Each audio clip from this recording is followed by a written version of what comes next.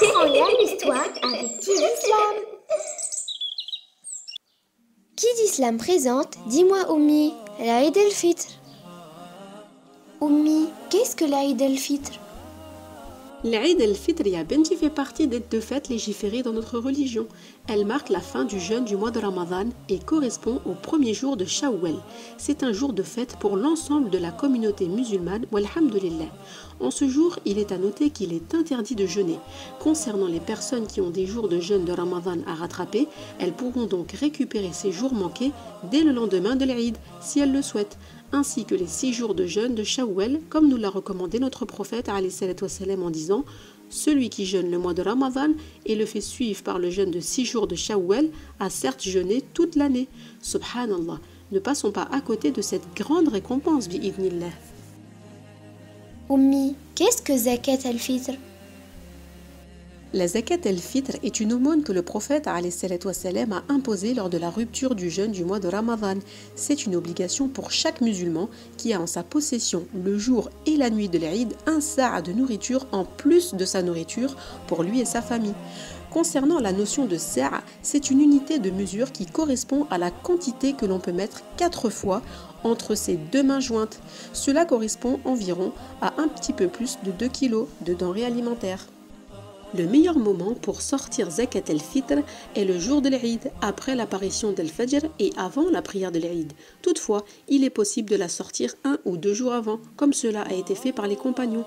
En revanche, il n'est pas permis de la retarder après la prière de l'Aïd, car le prophète a dit « Celui qui la donne avant la prière, alors elle est une aumône légiférée, acceptée, et celui qui la donne après la prière, alors elle n'est qu'une charité parmi d'autres. » Concernant la valeur de Zakat el-Fitr, elle correspond à un sa'a par personne, qui doit être de la nourriture consommée par les gens comme le riz, les dattes, le blé, comme cela a été mentionné dans le hadith d'Abi Sa'id al-Khudri qui a dit « On sortait au temps du messager d'Allah sallallahu alayhi wa sallam le jour de l'Aïd el-Fitr un sa'a de nourriture. » Abu Sa'id a dit « Notre nourriture était principalement constituée d'orge, de raisins secs, de fromage et de dattes. » Par contre, en ce qui concerne les gens qui habitent un pays ou une région dont la nourriture généralement consommée est autre que cela, alors ils doivent s'acquitter d'un sa'a de la nourriture qu'ils consomment généralement.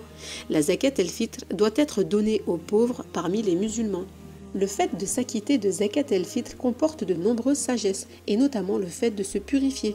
Le prophète a imposé l'aumône légiférée, Zakat el-Fitr, de la rupture du jeûne, comme purification des futilités et des obscénités, et comme nourriture pour les pauvres. C'est pourquoi cette aumône est une manière de nous purifier des paroles interdites ou détestables que l'on a pu prononcer et qui diminuent la récompense de nos œuvres et nuisent à notre jeûne. Alhamdulillah. Ainsi, Zakat el-Fitr est une purification et elle permet de mettre les indigents à l'aise ainsi que les pauvres le jour de l'Aïd, en leur permettant de ne pas avoir à mendier en cette occasion.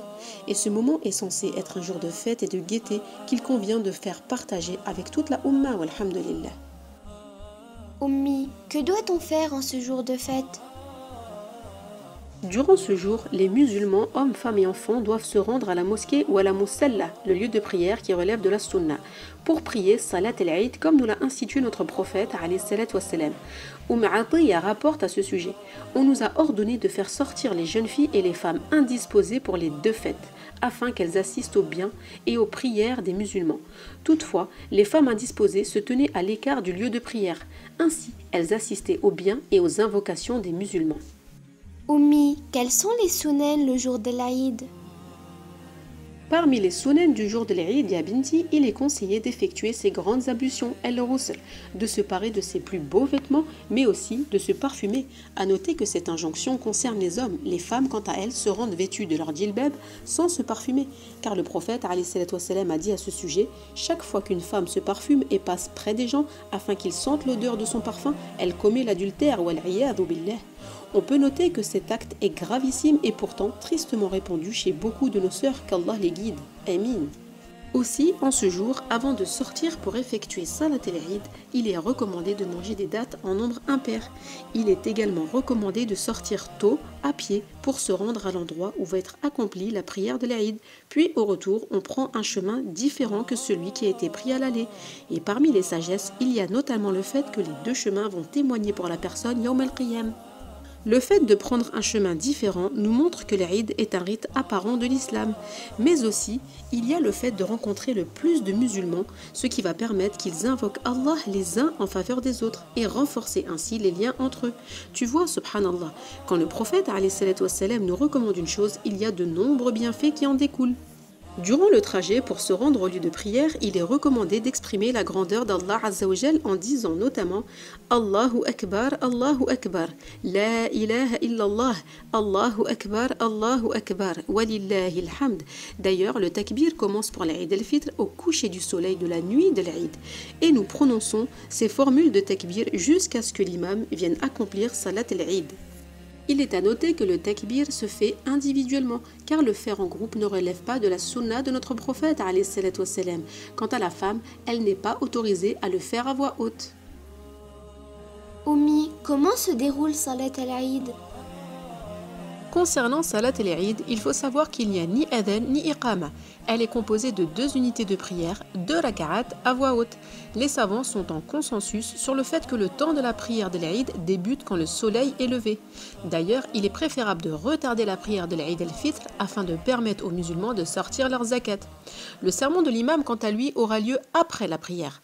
On doit alors suivre l'imam et commencer par le takbirat al-ihram, le fait de dire Allahu Akbar pour rentrer dans la prière. Puis on prononcera les 6 autres takbirs qui relèvent de la sunna et il est recommandé de lever les mains pour ces 6 takbirs, sauf dans le madhab de l'imam Malik, rahimahullah. Puis, lors du commencement de la 2e raka'at, il faudra prononcer 5 takbirs. Il existe 2 manières de faire selon la sunna. Soit 7 takbirat dans la première unité de prière et 5 dans la seconde, soit 4 takbirat dans la première unité de prière et 4 dans la seconde. Les sourates qui sont recommandées de réciter durant la prière de l'Eid sont dans la première raka'at, surat al-A'la et dans la deuxième, surat al-Ghashiyah. Il relève également de la sunna de réciter dans la première raka'at surat Qaf et dans la deuxième surat al-Qamar. Ensuite aura lieu le sermon de l'imam, puis il procédera aux invocations et dua. Enfin, nous nous féliciterons en nous disant Eid Mubarak, taqabbal Allah minna wa minkum, qui signifie qu'Allah accepte de nous et de vous. Le jour de l'Eid est un jour de joie, de bonheur et de fête, durant lequel les croyants se rendent visite, se félicitent les uns les autres et invoquent les uns pour les autres. En ce jour, nous devons faire preuve de générosité, de bienfaisance, de bonté, de piété et de pardon. Walhamdulillah. قل بفضل الله وبرحمته فبذلك فليفرحوا هو خير مما يجمعون